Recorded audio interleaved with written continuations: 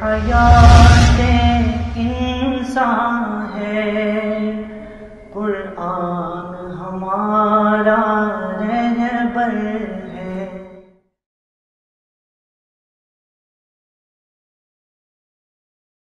بسم اللہ الرحمن الرحیم، نحمدہ ونصلی علی رسولہ الکریم، اما بعد۔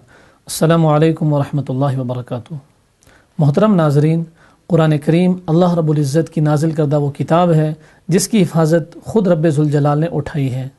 سورہ حجر کی آیت نمبر 9 میں اللہ رب العزت کا ارشاد گرامی ہے، انا نحن نزلنا الذکر وانا لہ لحافظون، ہم نے ہی قرآن کو اتارا ہے اور ہم ہی اس کے محافظ ہیں۔ قرآن کریم اللہ کی نازل کردہ وہ کتاب ہے جو سراسر ہدایت کا ذریعہ ہے۔ جو شخص بھی اس کو اپنے لیے ہدایت کا ذریعہ سمجھ کر اس کے احکامات پر عمل پیرا ہوگا، وہ دنیا میں بھی کامیاب ہوگا اور آخرت کی کامیابی بھی اس کی یقینی ہے۔ اللہ رب العزت سورہ بنی اسرائیل کی آیت نمبر 9 میں فرماتے ہیں، ان ھذا القرآن یہدی للتی ہی اقوم، یہ قرآن رہنمائی کرتا ہے اس راستے کی طرف جو بالکل سیدھا ہے۔ اسی سلسلے میں ہم قرآن کریم کی ترتیب کے مطابق، چونکہ قرآن کریم 30 سپاروں پر مشتمل ہے، ہر سپارے کے اعتبار سے ہم کوشش کریں گے کہ ایک ایک پروگرام پیش کیا جائے۔ ہر پروگرام کے اندر ایک سپارے کے اہم مضامین، حالات، واقعات اور احکامات کو بیان کیا جا سکے، تاکہ ہمیں معلوم ہو سکے کہ قرآن کریم کا ہم سے کیا مطالبہ ہے، اللہ رب العزت ہم سے کیا چاہتے ہیں اور ہم کیوں کر کامیاب ہو سکتے ہیں اور کیسے کامیاب ہو سکتے ہیں۔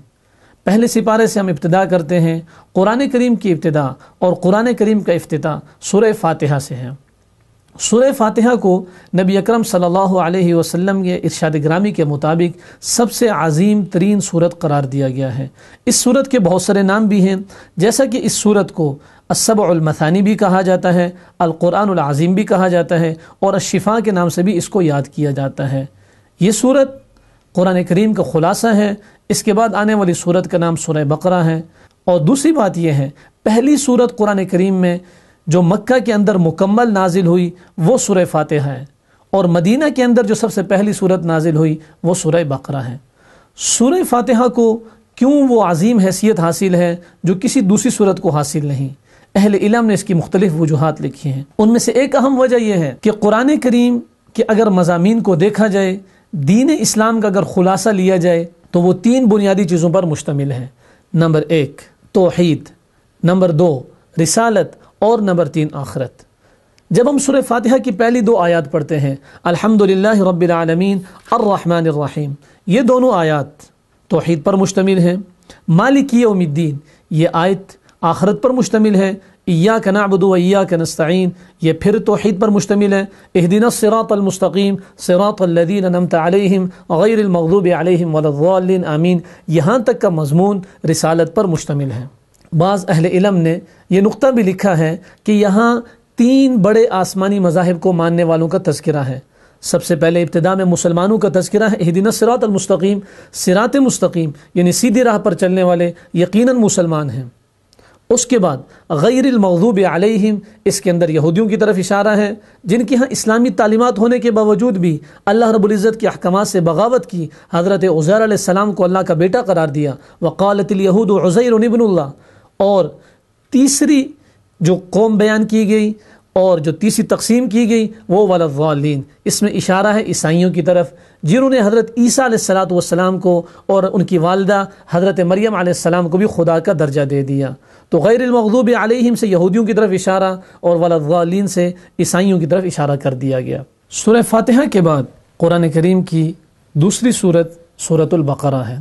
سورۃ البقرہ اس لحاظ سے امتیازی حیثیت رکھتی ہے کہ مدینہ منورہ میں سب سے پہلے نازل ہونے والی سورت سورۃ البقرہ ہے۔ سورۃ البقرہ کی دوسری امتیازی حیثیت یہ ہے کہ قرآن کریم کی سب سے طویل ترین سورت ہے۔ اس کی ایک تیسری امتیازی حیثیت یہ بھی ہے کہ اس کے اندر قرآن کریم کی سب سے عظیم آیت یعنی آیت الکرسی بھی سورہ بقرہ کا ہی حصہ ہے۔ نبی اکرم صلی اللہ علیہ وسلم نے اس سورت کے بہت سارے فضائل بیان کیے، جن میں سے ایک فضیلت یہ بیان کی گئی کہ جس گھر میں سورہ بقرہ پڑھی جاتی ہے وہاں شرور اور اسی طرح جنات، جادو، ٹونے اور ان کے اثرات ختم ہو جاتے ہیں۔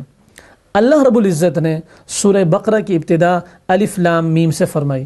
الف لام میم اور ان جیسے اور بہت ساری سورتوں کی ابتدا جیسے کاف ہا یا عین صاد یاسین، ان حروف کو حروف مقطعات کہا جاتا ہے۔ ان حروف کو حروف مقطعات اس لیے کہتے ہیں کہ یہ جدا جدا ہو کر علیحدہ علیحدہ پڑھے جاتے ہیں۔ عام طور پر عربی کی ترتیب یہ ہے کہ حروف کو ملا کے پڑھا جاتا ہے، لیکن یہ حروف علیحدہ علیحدہ پڑھے جاتے ہیں۔ اب بات یہ ہے، سوال یہ پیدا ہوتا ہے کہ ان کے معنی کیا ہے؟ مثلا الف لام میم سورہ بقرہ کی ابتدا ہے، اس کا معنی کیا ہے؟ بہت سارے مفسرین نے کوشش کی ان کے معنی بیان کیے جائیں، لیکن حقیقت بات یہ ہے کہ ہمارے پاس کوئی ایسی مستند روایت نہیں ہے جس کی بنیاد پر ہم یہ کہہ سکیں کہ الف کا یہ معنی ہے، لام کا یہ معنی ہے، میم کا یہ معنی ہے۔ البتہ بعض اہل علم نے بڑی خوبصورت بات کی کہ یہ اللہ اور اللہ کے حبیب حضرت محمد صلی اللہ علیہ وسلم کے درمیان ایک خاص قسم کا انداز بیان اور انداز گفتگو ہے۔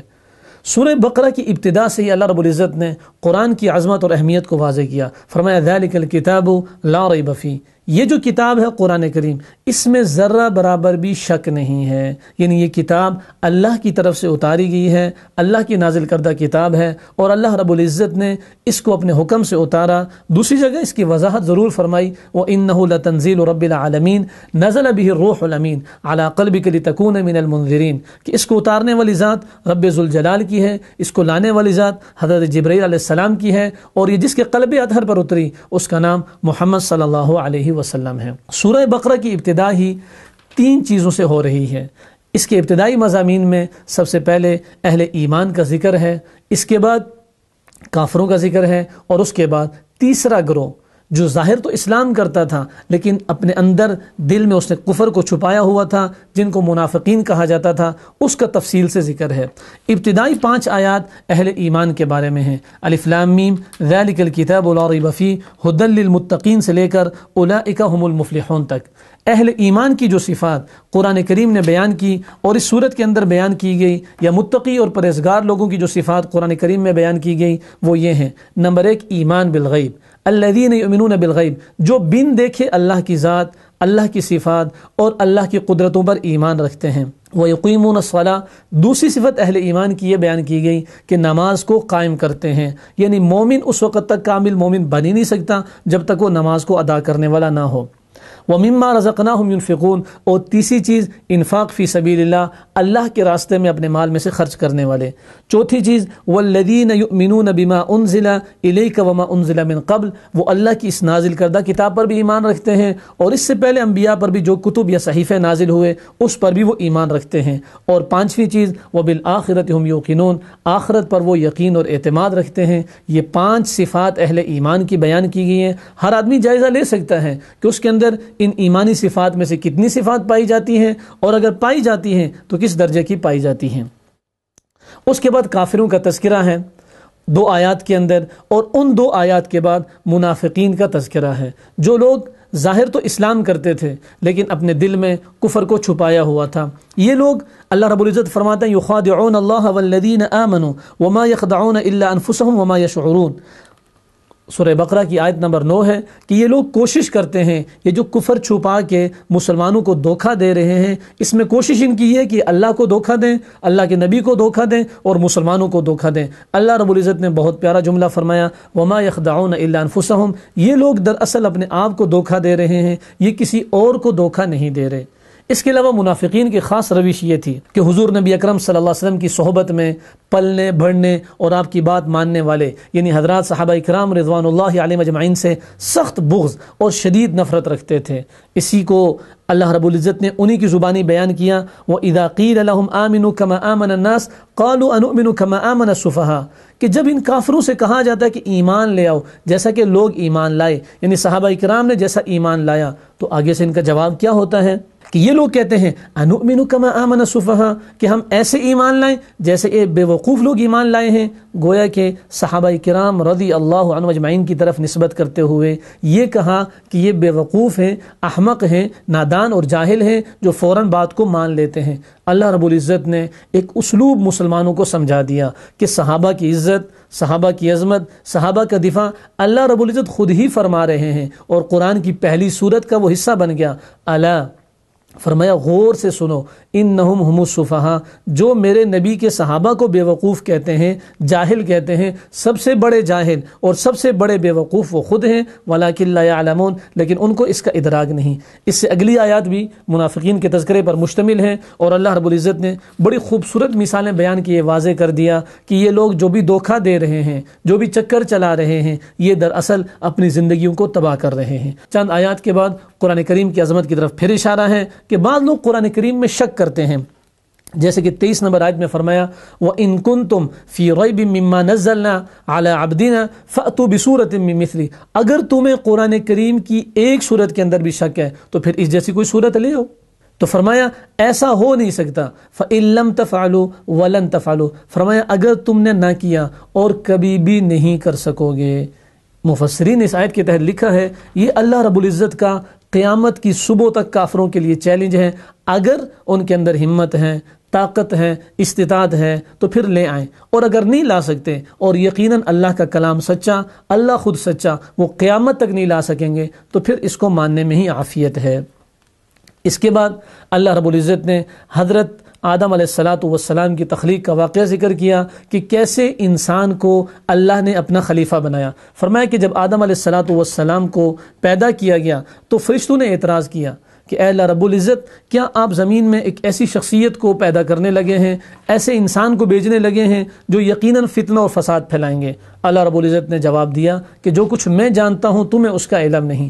پھر اللہ رب العزت نے آدم علیہ السلام کی عظمت اور فرشتوں پر ان کی فوقیت کو بیان کرنے کے لیے ان کو چند اسماء سکھا دیے۔ جب فرشتوں سے پوچھا گیا وہ نہ بتا سکے اور آدم علیہ السلام نے بتا دیا۔ اس عظمت کے اوپر اور جو آدم علیہ السلام کو اللہ نے عزت اور احترام دیا، اس پر فرشتوں سے کہا گیا کہ تم سب مل کے آدم کو سجدہ کرو۔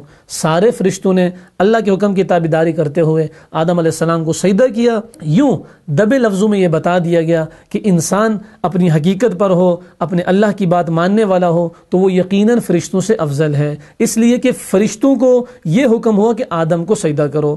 اس کے بعد بنی اسرائیل کا طویل تذکرہ ہے، اور اس تذکرے کے اندر ان کی بعض بری عادات، بعض بری خصلتوں کا تذکرہ ہے کہ جب بھی کوئی نبی آتا تو اس کے اوپر اعتراض، اشکال، اس کی بات نہ ماننے کو بس اپنا وتیرہ بنا لیتے۔ کچھ ان کے تاریخی واقعات بھی ذکر کیے، جیسے وادی سینا میں وہ بھٹک رہے تھے، اللہ رب العزت نے مدد کر کے، نصرت کر کے، من و سلوہ کی صورت میں ان کو اپنی نعمتیں دی، لیکن جو ہی نعمت دائیں بائیں ہو جاتی فوراً ناشکری کرتے اور وقت کے نبی کی نافرمانی شروع کرتے۔ اللہ رب العزت نے ان کے اس عمل کو حد سے تجاوز کرنا، حد سے گزرنا اور انتہائی نافرمانی سے تعبیر کیا۔ اس کے بعد سورہ بقرہ کا جو نام بقرہ رکھا گیا ہے اس واقعے کی طرف اشارہ ہے۔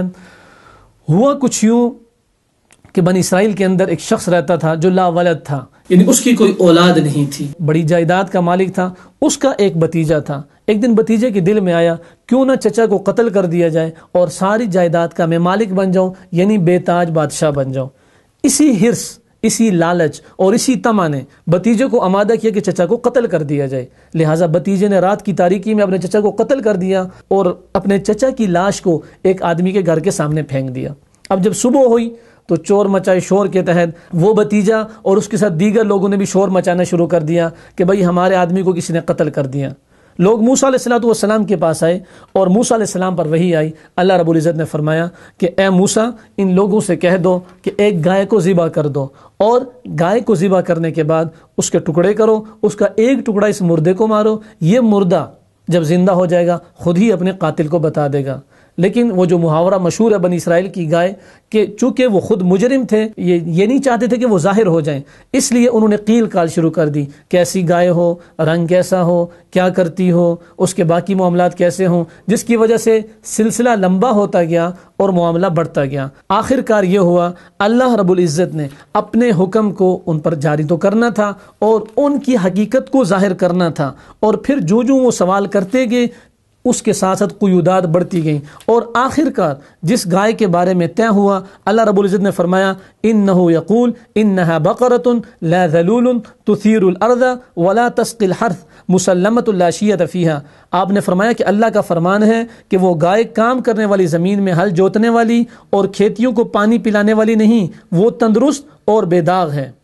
آخر یہ ایسی گائے انہوں نے ڈھونڈی اور اس کو ذبح کیا اور یوں قاتل پکڑا گیا اور بے نقاب ہو گیا۔ جب قاتل پکڑا گیا حقیقت سامنے آ گئی۔ اسی واقعے کی بنیاد پر اس سورت کو سورہ بقرہ کہا جاتا ہے۔ اس کے بعد بنی اسرائیل کے دیگر واقعات کا تذکرہ ہے۔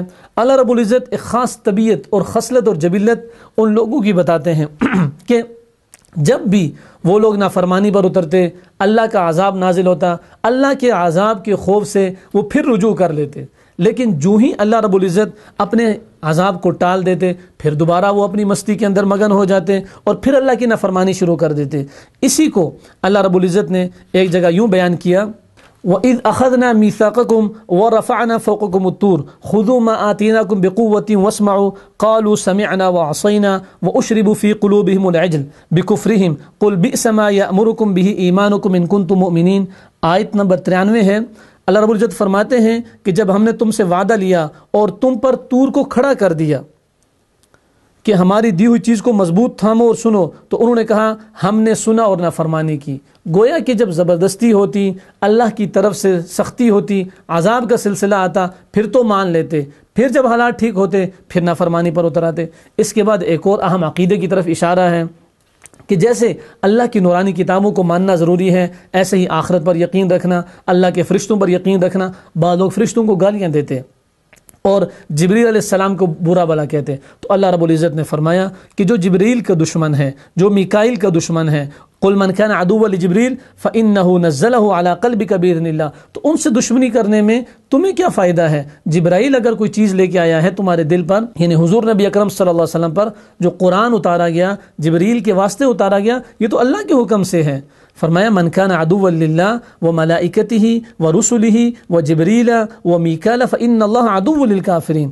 فرمایا جو شخص اللہ کا اور اس کے فرشتوں کا اور رسولوں کا اور جبرائیل کا اور میکائیل کا دشمن ہے، ایسے کافروں کا دشمن خود اللہ ہے۔ اس کے بعد سحر کی مذمت بیان کی گئی کہ انتہائی برا کام ہے اور یہ کافروں کی خصلت ہے۔ مسلمانوں میں ناچاقی ڈالنے کے لیے کبھی کبھی یہ ہتھیار لوگ استعمال کرتے ہیں، لیکن یہ مسلمانوں کا وصف نہیں ہے، یہ کافروں کی خاصیت ہے۔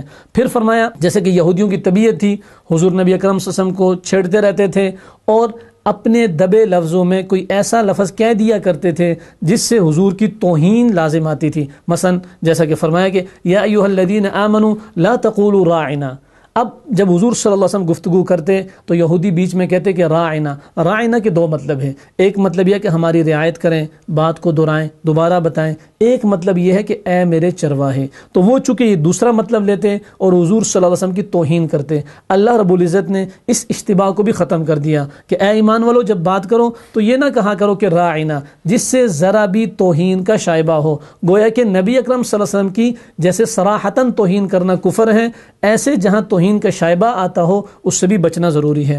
اس کے بعد یہودیوں اور عیسائیوں کا عقیدہ ذکر کیا کہ یہودی اپنے آپ کو درست سمجھتے ہیں اور عیسائیوں کو غلط سمجھتے ہیں، اور عیسائی اپنے آپ کو درست سمجھتے ہیں، یہودیوں کو غلط سمجھتے ہیں۔ اس کے بعد حضور نبی اکرم صلی اللہ علیہ وسلم کا مولد یعنی مکہ مکرمہ کی عظمت، اس کا تاریخی واقعہ، اس کا پس منظر بیان کیا گیا کہ کب حضرت ابراہیم علیہ السلام اور حضرت اسماعیل علیہ السلام نے اس عظیم گھر کی تعمیر کی، کتنے خوبصورت انداز سے تعمیر کی، اور تعمیر کے دوران کیا دعائیں کی۔ انہی دعاؤں میں سے ایک دعا جس کو حضور نبی اکرم صلی اللہ علیہ وسلم فرمایا کرتے تھے کہ میں اپنے دادا ابراہیم کی دعا کا نتیجہ ہوں، سورہ بقرہ کی آیت نمبر 129 ہے کہ اے میرے رب ان میں ایسا رسول بھیج جو ان پر تیری کتاب پڑھے، ان کو کتاب سکھائے، ان کو حکمت سکھائے۔ اے میرے اللہ تو حکمت والا اور تو غلبے والا ہے۔ تو حضور صلی اللہ علیہ وسلم فرمایا کرتے تھے میں ابراہیم علیہ السلام کی اسی دعا کا نتیجہ ہوں۔ اس کے بعد اللہ رب العزت نے اہل ایمان کی کچھ صفات کا تذکرہ کیا اور پھر یوں واضح کر دیا یہودیوں کا واقعہ طوالت کے ساتھ بیان کر کے کہ جو شخص اللہ کی اطاعت، اللہ کی فرما برداری سے دور چلا جاتا ہے وہ نہ صرف دنیا میں ذلیل ہوتا ہے بلکہ آخرت میں بھی ذلت اس کا مقدر ہے۔ کل انشاءاللہ دوسرے سپارے کا خلاصہ، اس کے اہم مقامات اور مضامین بیان کیے جائیں گے۔ تب تک کے لیے اجازت دیجیے۔ السلام علیکم ورحمۃ اللہ وبرکاتہ۔ حیات انسان